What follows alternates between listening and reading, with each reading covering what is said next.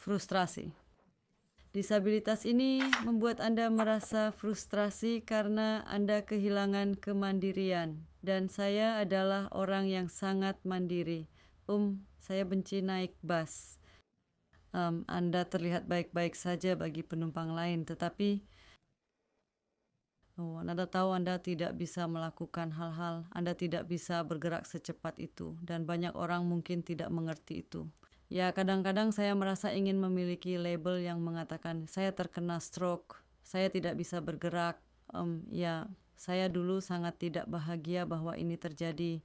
Saya sering menangis, depresi, marah, ya, tetapi kemudian Anda tidak bisa menyalahkan siapapun. Jadi Anda hanya melanjutkannya.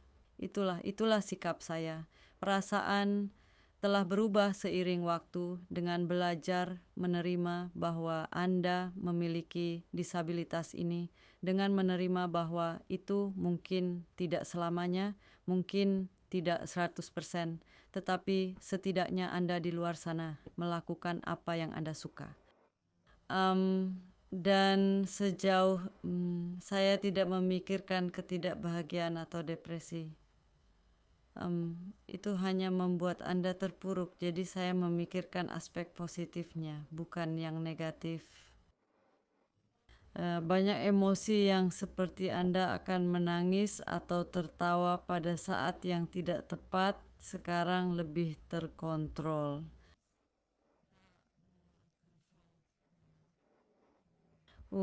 Sebelumnya setiap film sedih Anda menangis atau tertawa pada waktu yang salah, tetapi sekarang Anda menghadapinya dan Anda mengelolanya, ya.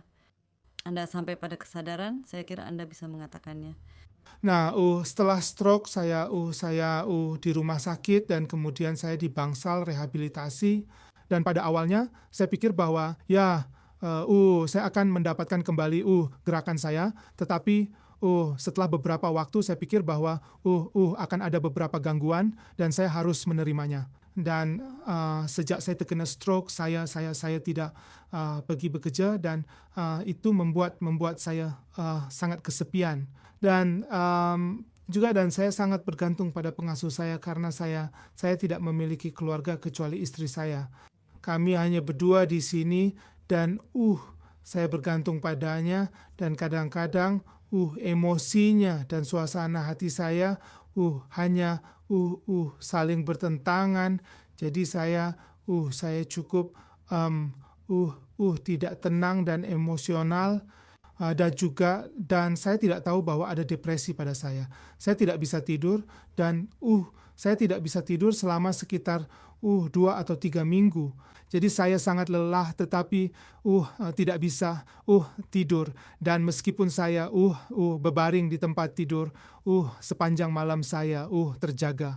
Jadi tetapi sebenarnya saya tidak tahu bahwa saya mengalami depresi sampai suatu hari, dan saya berpikir bahwa disitulah saya itu akhir dunia bagi saya. Jadi saya mencoba menyakiti diri sendiri, dan kemudian saya masuk rumah sakit lagi, dan kemudian mereka menempatkan saya di bangsal psikiatri, dan kemudian saya tinggal di sana selama 2 bulan, dan saya diberi pil, dan juga dokter psikiatri merawat saya, dan kemudian saya dipulangkan. Sejak saya mencoba menyakiti diri sendiri, tetapi setelah melakukannya, saya menemukan bahwa saya harus praktis, karena saya tidak bisa kembali diri saya yang sebelumnya. Saya harus menyesuaikannya, dan sekarang setiap kali saya berpikir bahwa saya tidak bahagia, dan saya berpikir bahwa saya akan mencoba mengingat pengalaman sebelumnya yang saya miliki, dan saya tahu bahwa itu adalah hal yang sangat bodoh untuk menyakiti diri sendiri. Jadi saya menjadi diri saya sendiri, dan saya tidak melakukan hal bodoh lagi. Ketika dokter saya memberitahu saya itu adalah stroke, saya berpikir Saya berpikir tidak, bukan stroke. Saya sedikit takut karena saya berpikir, apakah ada sesuatu setelah ini saya di rumah sakit? Apakah ada sesuatu setelah ini akan terjadi? Apakah saya akan menjadi lebih buruk? Tetapi saya sakmai pada mis tempat Starwin karena Anda tahu saya memiliki dokter yang merawat saya dan menjaga saya. Ya, saya sedikit takut. Saya tidak yakin. Saya berpikir, oh stroke, itu ada hubungannya dengan jantung. Saya mengerti, Anda tahu stroke, Anda harusnya cacat fisik dan lumpuh. Ya, jadi saya sedikit takut. Saya serasa seperti saya tidak normal, seperti dulu. Dan kadang-kadang saya sangat marah dan karena saya frustrasi, karena saya tidak bisa melakukan hal-hal tertentu, saya tidak bisa berada dalam situasi tertentu seperti berada di sekitar banyak orang. Itu adalah masalah bagi saya ketika saya pertama kali keluar dari rumah sakit. Saya tidak tahu bagaimana menangani itu tampak sangat menegangkan bagi saya, hanya memiliki banyak orang di sekitar. Apakah itu di rumah atau di luar komunitas atau hanya berbelanja, dan saya ingin melarikan diri dan hanya pergi dan bersembunyi di sebuah ruangan dan sendirian dan memiliki waktu tenang. Tetapi saya menemukan bahwa dengan melakukan itu sebenarnya membantu. Tetapi menghadapi perasaan ini, Anda tahu, yang saya lakukan adalah saya hanya menghadapinya setiap hari. Saya mau menyadarinya dan berpikir, oke, ini terjadi karena Anda terkena stroke. Tetapi saya selalu tahu bahwa mereka akan menjadi lebih baik, dan jika saya menempatkan diri saya dalam situasi itu, mereka pasti akan menjadi lebih baik, dan itulah yang saya lakukan. Jadi, untuk mengatasi ketidakbahagiaan saya hanya setelah menerima di mana saya berada, dan hanya melakukan apa yang saya bisa, dan hanya melakukan yang terbaik yang saya bisa di tempat saya berada. Dan saya menemukan bahwa saat saya melakukannya, saya mengatasi perasaan yang berbeda ini. Anda tahu, ketakutan, ketidakbahagiaan, depresi. Dan itu benar-benar kita hanya menerima di mana Anda berada dan hanya melakukan apa yang Anda bisa, dan hanya melakukannya sedikit demi sedikit.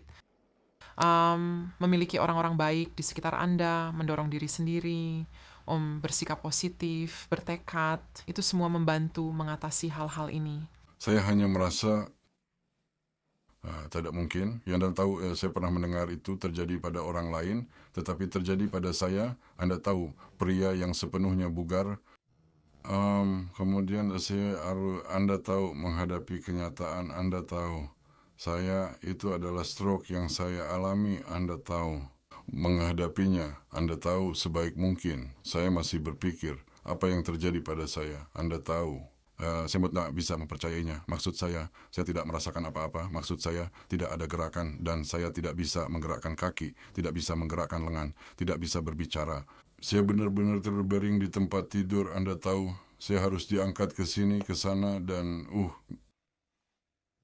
bahkan Anda tahu hal-hal kecil yang bisa saya lakukan sebelumnya. Itu hanya baru bagi saya sekarang. Saya bahkan tidak bisa melakukannya. Nah, ketika stroke menyerang saya, sebenarnya selama stroke, itu sangat berdampak pada keluarga saya. Anda tahu, karena saya dulu memiliki pekerjaan yang baik. Nah, saya sudah bekerja. Ketika saya bekerja, saya sudah 10 tahun menjadi sopir bus, Anda tahu, dan saya membuat banyak teman di bus. Anda tahu, banyak penumpang mengenal saya dan dengan nama, Anda tahu, nama depan, dan bahkan rekan kerja saya, dan Anda tahu, mereka tidak bisa percaya bahwa ini adalah George yang mereka kenal sebelumnya. Anda tahu. Tapi ketika mereka datang mengunjungi saya di rumah sakit, Anda tahu, mereka berkata, saya bahkan tidak bisa bicara, dan mereka seolah-olah terkejut. Anda tahu, mereka sendiri yang seharusnya terkejut, tapi mereka tidak bisa percaya apa yang mereka lihat. Anda tahu, keluarga saya, Anda tahu, mereka sudah bersama saya sejak stroke. Nah, mereka selalu begitu, tapi mereka juga tidak bisa percaya bahwa anak saya harus membantu saya mandi, Anda tahu, dan semua itu. Saya merasa sangat tertekan karena saya tidak bisa melakukan beberapa hal yang ingin saya lakukan, dan sebagian tertentu di mana saya tidak, Anda tahu saya tidak ingin hidup, Anda tahu, itu benar-benar mempengaruhi Anda, dan saya berpikir, tidak, jika Anda percaya pada Anda tahu, karena kami semua pergi ke gereja dan semua anak-anak saya dan, saya berkata, tidak, itu lemah, Anda tahu, menyerah seperti itu, masuklah dan bertahanlah dan lakukan latihan Anda, berdoa kepada Tuhan dan semua itu, dan kemudian Anda akan mendapatkan imbalan. Anda tahu, tapi tidak ada gunanya merasa down karena Anda hanya akan membuat diri Anda semakin down juga, dan latihan Anda dan semuanya, Anda tahu. Yang terbaik adalah Anda tahu, berpikir positif dan lakukan latihan-latihan itu. Lanjutkan, katakan Anda bisa melakukannya. Saya bisa mencapai ujung yang lain dan saya bisa kembali. Seperti saya berkeliling rumah dan saya berjalan kembali mengelilinginya lagi, Anda tahu. Anda keluarga, Anda tahu, ya ayah itu caranya, lanjutkan, teruskan. Dan kadang-kadang mereka mendorong saya, Anda tahu, dan saya masih terus berjalan sampai saya benar-benar lelah, dan kemudian saya merasa saya telah melakukan pekerjaan yang baik.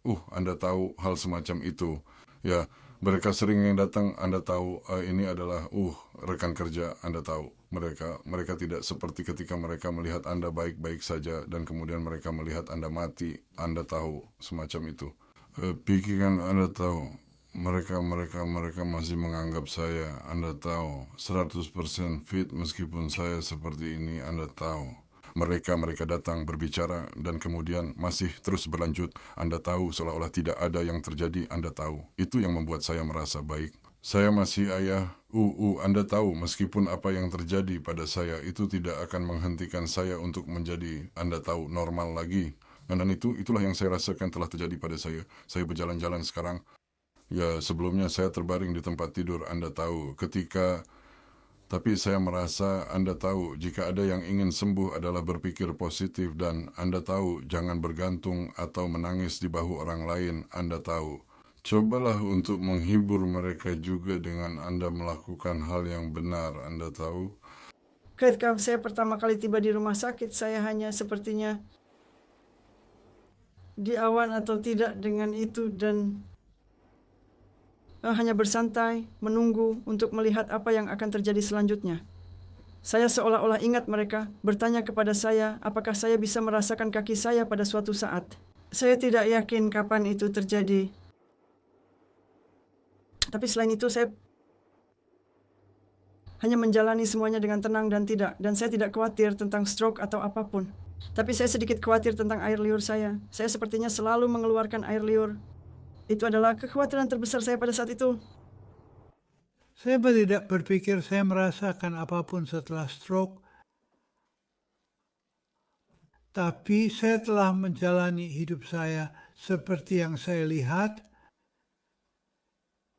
sangat bahagia. Cobalah untuk membuat lelucon sesekali.